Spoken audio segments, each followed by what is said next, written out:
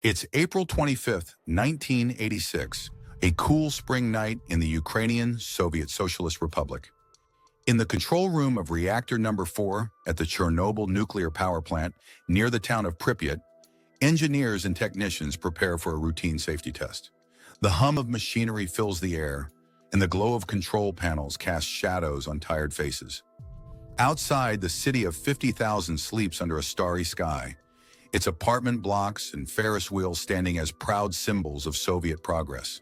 The plant, one of the largest in the Soviet Union, powers millions of homes, a testament to the nation's technological might. But beneath the surface, a catastrophe is brewing, one that will unleash an invisible poison, devastate a region, and expose the cracks in a decaying superpower. Welcome to Vestige Files, where we unearth the pivotal moments that shaped history. This is the story of the Chernobyl disaster, a tale of ambition, human error, and a tragedy that changed how the world views nuclear power. To understand this cataclysm, we must rewind to the Soviet Union in the mid-20th century, a nation racing to rival the West. After World War II, the USSR emerged as a global superpower, its economy and military bolstered by rapid industrialization. Nuclear energy was the crown jewel of Soviet science, promising cheap, limitless power to fuel the communist dream. By the 1970s, the Soviet Union was building RBMK reactors, massive graphite-moderated nuclear plants designed to produce both electricity and plutonium for weapons. The Chernobyl plant, located 100 kilometers north of Kyiv, was a flagship of this ambition. Its 4 reactors, operational by 1983, generated 10% of Ukraine's electricity, powering factories, homes, and the Soviet vision of progress. The RBMK design, however, had flaws. Unlike Western reactors, it lacked a robust containment dome, relying instead on a concrete lid in a suppression pool to manage accidents. Its control rods, meant to slow nuclear reactions, had graphite tips that could briefly increase reactivity before slowing it. A quirk known to engineers, but steward of the reactor, Anatoly Dyatlov, ordered the test despite known risks. The operators, trained in Soviet discipline, followed orders, unaware of the disaster they were about to unleash. The stage was set by the broader context of the Soviet system. Under General Secretary Leonid Brezhnev in the 1970s and early 1980s, the USSR had entered a period of stagnation. Bureaucracy stifled innovation, and secrecy shrouded mistakes. Nuclear plants were classified as military installations, their designs and incidents hidden from public scrutiny. Workers at Chernobyl, from operators to managers, were under pressure to meet quotas and demonstrate Soviet superiority.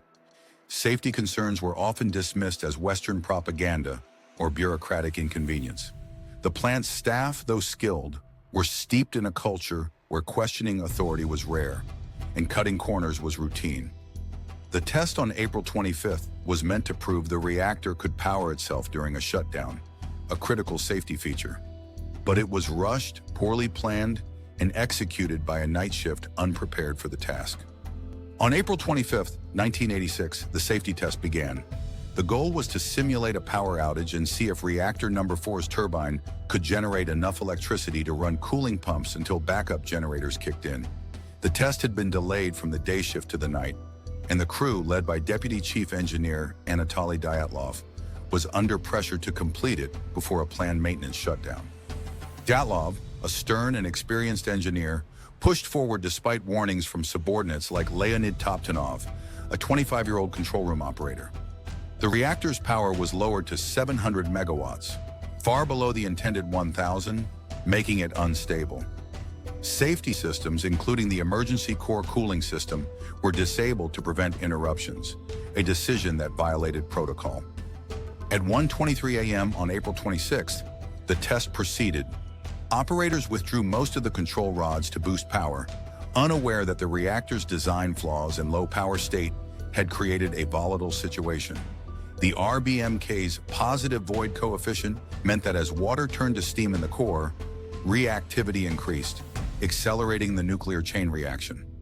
At 1:23:45, Toptunov initiated an emergency shutdown, pressing the AZ5 button to insert all control rods.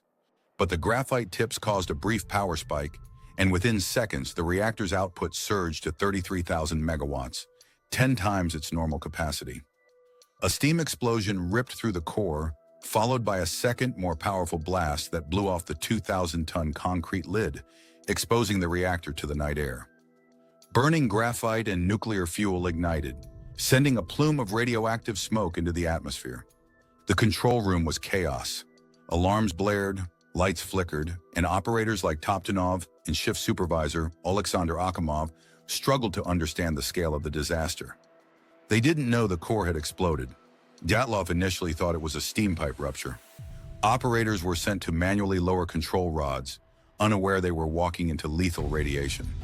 Firefighters, led by Lieutenant Vladimir Pravik, arrived within minutes, battling flames on the reactor building's roof. They poured water on the fire, unaware it was feeding the reaction, and received doses of radiation that would kill many within weeks. Pravik, only 23, died 14 days later, his skin blackened by radiation burns. Outside, Pripyat slept. The explosions were loud, but residents, accustomed to the plant's hum, dismissed them as routine.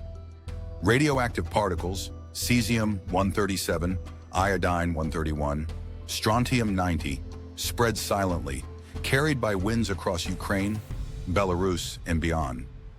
In the plant, managers like director Viktor Bryukhanov downplayed the incident, reporting a minor fire to Moscow. The Soviet system, allergic to bad news, delayed action. By morning, radiation levels in Pripyat were 600,000 times normal, yet no one warned the public. Children played outside and weddings went on as planned, while Geiger counters in the plant pegged off the scale. The Kremlin, under General Secretary Mikhail Gorbachev, was slow to react. Gorbachev, a reformer pushing glasnost, openness, in perestroika, restructuring, was not informed until 10 hours after the explosion. Soviet authorities prioritized secrecy over safety, fearing international embarrassment. Only when Sweden detected radiation spikes on April 27, 1,000 miles away, did the USSR admit an accident had occurred, issuing a vague four-sentence statement on April 28. Meanwhile, Pripyat's residents were not evacuated until 36 hours after the explosion on April 27, exposing them to doses that would cause cancers and birth defects for decades. The evacuation of Pripyat began on April 27, with 1,200 buses moving 49,000 people in a single day. Residents were told it was temporary, leaving behind pets, belongings, and lives. The 30-kilometer exclusion zone around Chernobyl was established, eventually displacing 116,000 people from 188 villages. Liquidators, 600,000 soldiers, miners, and civilians, were drafted to clean up the mess. They shoveled radioactive debris, built a concrete sarcophagus around the reactor, and shot abandoned pets to prevent contamination spread. Many, like firefighter Vasily Ignatenko, died from acute radiation syndrome, their bodies ravaged by doses up to 1,000 Roentgens, 200 times a lethal dose. The sarcophagus, completed in November 1986, was a rush job, leaking radiation for decades. In 2016, a new safe confinement structure, a $2 billion steel arch, was slid over the reactor to contain leaks for 100 years. The cleanup cost the USSR $68 billion in 2025 dollars, bankrupting an already struggling economy. By 1991, the Soviet Union collapsed, partly due to Chernobyl's financial and political toll. Gorbachev later said the disaster was perhaps the real cause of the Soviet Union's collapse, exposing its systemic flaws: secrecy, incompetence, and disregard for human life. The human cost was staggering. Official Soviet figures reported 31 immediate deaths, but the true toll is higher. The World Health Organization estimates 4,000 eventual cancer deaths, though some studies suggest up to 90,000. In Belarus, 70% of fallout landed, causing thyroid cancer rates to spike. 6,000 cases in children by 2005. Birth defects rose and psychological trauma haunted survivors, many of whom were stigmatized as Chernobylites. In Pripyat, now a ghost town, trees grow through apartment floors, and the Ferris wheel stands frozen, a monument to lost dreams. The disaster reshaped the world. Globally, nuclear safety standards tightened. The International Atomic Energy Agency introduced new protocols, and countries like Germany phased out nuclear power. The USSR's secrecy fueled distrust, accelerating calls for reform and contributing to its dissolution. In Ukraine, Chernobyl became a symbol of Soviet oppression, galvanizing independence movements. By 1991, Ukraine was free, but the exclusion zone remains largely uninhabitable, a 2,600 square kilometer scar where radiation lingers in soil and water. Yet stories of resilience emerged. Scientists like Alla Shapiro, a Kiev doctor, treated irradiated children, saving lives despite limited resources. Liquidators like miner Mykola Kolotushkin dug tunnels under the reactor to prevent a second explosion, knowing the risks. In 1986, Swedish physicist Cliff Robinson raised the alarm in Stockholm, forcing Soviet transparency. Today, the exclusion zone is a dark tourism site. It's abandoned schools and hospitals, drawing 70,000 visitors annually. Wildlife thrives in the absence of humans. Wolves, lynx, and wild horses roam the zone, a strange rebirth amid ruin. Chernobyl's legacy is a warning. It showed the dangers of unchecked technology, bureaucratic arrogance, and suppressed truth. The disaster forced a reckoning with nuclear power's risks, reshaping energy policies and public trust. Was it a tragic accident born of human error, or an inevitable consequence of a flawed system? Could better design and transparency have prevented the catastrophe? Drop your thoughts in the comments below. If this dive into Chernobyl's shadow moved you, hit that like button, subscribe to Vestige Files, and ring the bell for more stories of history's turning points.